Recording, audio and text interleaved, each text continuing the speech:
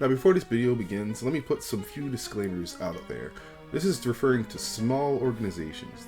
The large organizations tend to usually know what they're doing. They usually have lots of people on board. They usually have lots of funding. They usually understand how these things work. So I'm not going to be talking about if you're getting picked up like a top player or something. I'm talking about the small ones that pop up every month that you see. Always say we're looking for new people that looks really easy to get in a part of, and usually will try to approach you if you're on the come up of your local scene. 2, this also applies to a situation where you approach them, not them approaching you, because these questions will still be very important. 3, it's okay to ask these questions. If they're scared away by you asking these questions, they are probably trash, and I'm going to make sure that you know what questions to ask before you lose your mind trying to figure out if this is a good idea or not. Before this even happens, you have to get the attention of a sponsor. Usually the 3 things that apply to make you get a sponsor to probably DM you on Twitter or email you is being on the come up for your local scene or being on the come up on your major scene. Usually those 2 things are the ones that are very attentive to people. Having a lot of content, either because you stream, you make YouTube videos, you post on Twitter a lot, have an Instagram, all that stuff. They like the kind of stuff because exposure is what they're mostly looking for. And being presentable and having a clean brand.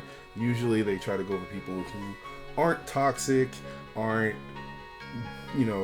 ripe with controversy, things like that. So a clean brand is usually what leads to these smaller sponsors to hit you up. But most of the time, if you're getting hit up by a small sponsor, you already are pretty new to the scene. Not really a veteran. Most of the veterans don't really get hit up by the small sponsors. It's mostly the people on the come up. Now I was going to originally make it a 10 questions for this video, but I'm going to make it 5, but also include 5 questions that are very commonly answered, or questions I feel like you need to know when it comes to sponsors. They usually will answer this for you when they get into the original interview or the original pickup, but it's good that I talk about it now. 1, how much of your tournament money do you have to send back to them? Usually it's 15% of your tournament money you have to give back to them if they are a regular sponsor. But the question you should ask is, do you have to send money to them even when you pay for all the tournament expenses? I've definitely had a bunch of sponsors I've been a part of that they wanted me to send 15% back regardless of if they paid for me or not. And honestly, I think that's bullshit. You shouldn't have to send 15% at a local where there was like 12 people and you paid like $10 to go there. What are you sending back? Like $7? What's the point of that?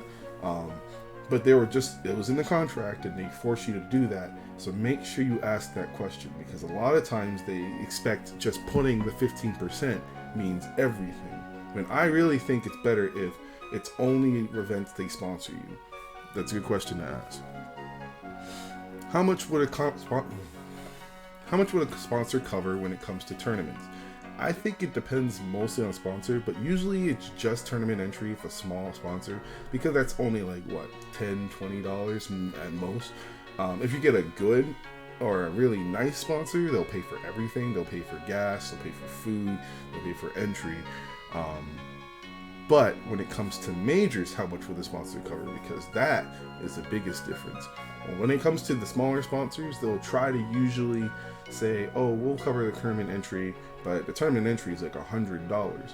And that's pretty good, but then you still have to consider flight, hotel, travel, in between there, food for the whole weekend.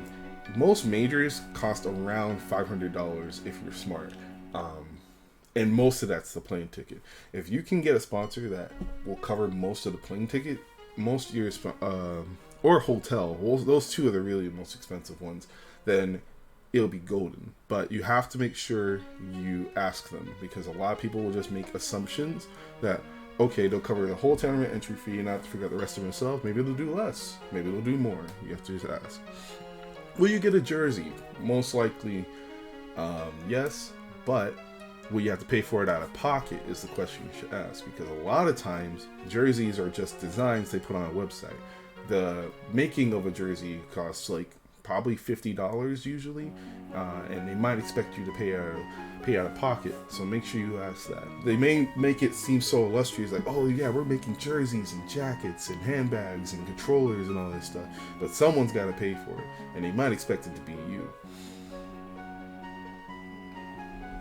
How long will the contract last for you? Around a year or half a year. Those are the two that I usually run into.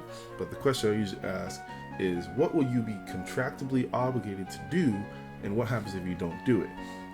This comes down to how lenient the leader of the organization is. I know this leader I have personally with Argon is one of the coolest people I've ever had the pleasure of being work under, but a lot of times it's detrimental. Sometimes it's fees of like money, sometimes it's just dropping you entirely without even letting you know.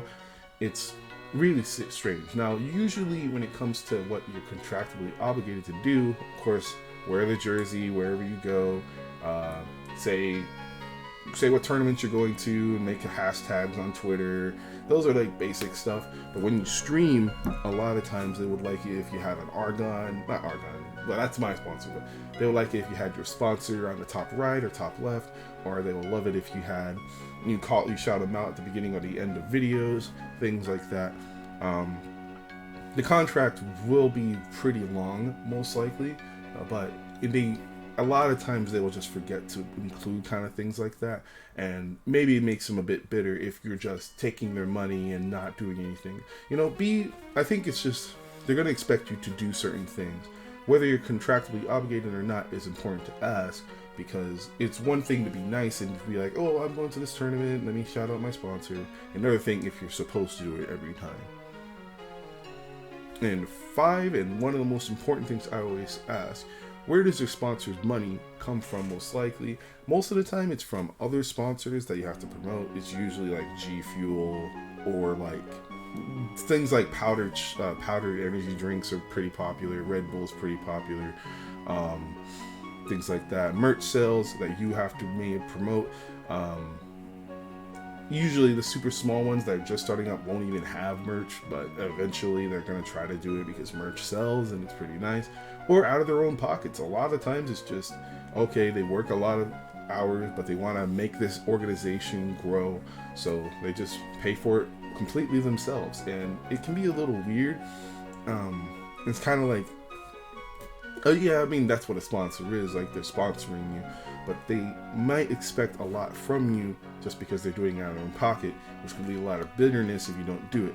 But the question I usually ask is, when it comes to the products, what are you expecting you to do, and does it affect your entry being covered? Because some sponsors will only give you money to enter tournaments if you sell their merch. And that is the worst thing that can happen when you get contractually obligated, because that means that not only is this small sponsor no one's ever heard of telling you to sell merch that is like $20 or $30 for a jersey of a sponsor they never heard of, but now you're not even getting sponsored to go anywhere to do that kind of thing. It becomes a bad loop. And it seems like this would make no sense, but I've seen at least 4 or 5 sponsors try to do this, and I'm not going to put out any names because maybe they changed, maybe it's different, but this can happen. So be very, very careful. This is a trap that I think leads to a cycle of nothing goes on. You just have their name next to you and you don't get help for it all. Maybe if you get lucky, they won't even have you do this. I'm lucky that I don't have this kind of thing to worry about anymore, but not a lot of sponsors have a lot of money coming from a lot of places, so you have to see where the money comes from. They'll usually be upfront about that, but this is usually where the sponsor starts to run, because they either are like, wait, we don't really have a plan, or okay, they're going over their heads and try to pick up all these people because, oh, this sponsor's gonna come, this sponsor's gonna pick us up, catch us in a few months, we're gonna have all this money. All these empty promises are not worth your time. And alright, I know these are they might seem pretty simple, but when the interview comes, it's going to be easy to forget these, and I feel like these are some of the most important questions to ask. There are going to be a few more things you could have asked, probably, but these are the things I think have affected me personally the most when it comes to as many sponsors as possible. I hope I helped at least a little bit.